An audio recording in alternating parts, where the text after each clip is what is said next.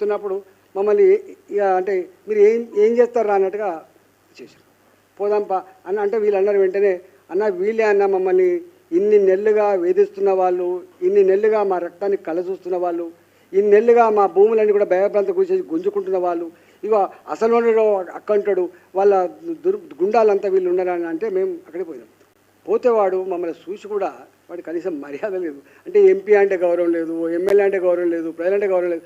అంటే అప్పుడు మేము ఇదంతా జరిగింది. నేనేమంటున్నా, నేను ఒకటే, రేవంత్ రెడ్డి గారు ముఖ్యమంత్రి ఇవాళ ప్రజల ప్రాణాలకు ప్రజల ఆస్తులకు రక్షణ కల్పించే బాధ్యత ఉందా లేదా అని చెప్పి అడుగుతున్నా.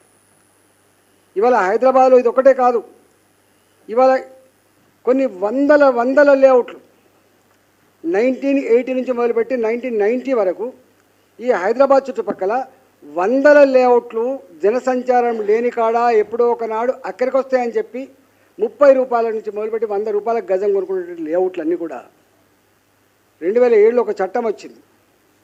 ఆ చట్టం ఏంటిదంటే ఎల్ఆర్ఎస్, ల్యాండ్ రెగ్యులేషన్ చేసుకునేటువంటి ఎల్ఆర్ఎస్ స్కీమ్ వచ్చింది, ల్యాండ్ రెగ్యులేషన్ స్కీమ్. ఈ గ్రామ పంచాయతీ లేఅవుట్లన్నీ కూడా మళ్ళీ కొంత ఒక ఇండివిజువల్ ప్లాట్ అయితేనే 1000 రూపాయలు కట్టాలి, లేకపోతే మొత్తం లేఅవుట్ అంతా కలిపితే ఎకరానికి 10,000 రూపాయల చొప్పున కట్టుకొని ఈ లేఅవుట్లన్నీ కూడా మళ్ళీ రెగ్యులైజ్ చేసుకునే యాక్ట్ వచ్చింది. చాలామంది చేసుకున్నారు. ఇవాళ మీరు శంకరపల్లి ఉంది, 460 ఎకరాల భూమి, 460 ఎకరాల భూమి. ఒక్కొక్క ఎకరం నాకు తెలిసి 50 కోట్లు ఉంటుందో 60 కోట్లు ఉంటుందో. అంటే 460 ఎకరాల భూమిని ఎవడు కన్నెత్తి చూడలే. ధరణి వచ్చిన తర్వాత ఈ భూమి అంతా కూడా అగ్రికల్చర్ భూమిగా మార్చేసి ప్లాట్లన్నీ కూడా రద్దు చేయించి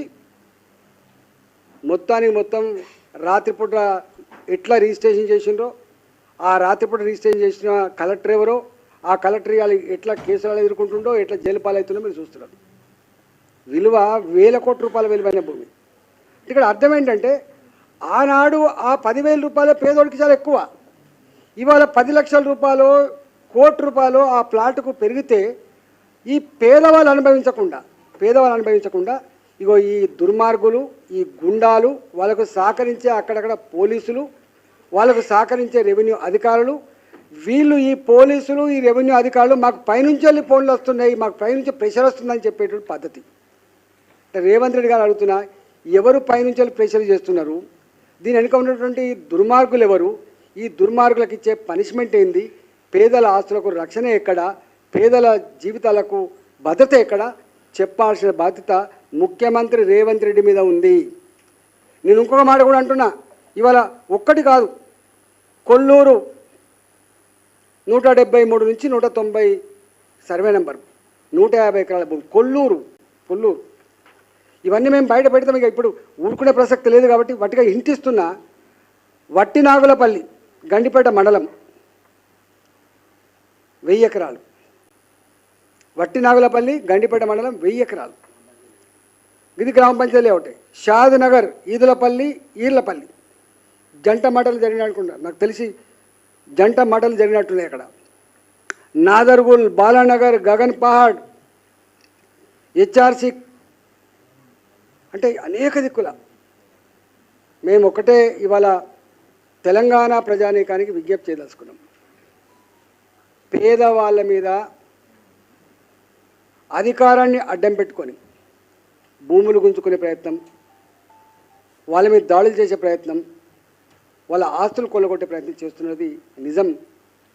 దీని మీద మనం స్పందించకపోతే, మనం ఐక్యంగా లేకపోతే చట్టమే ఇలా ప్రజల్ని నేరస్తులుగా భావించే పరిస్థితి అని చెప్పి నేను తెలియజేస్తా ఉన్నా.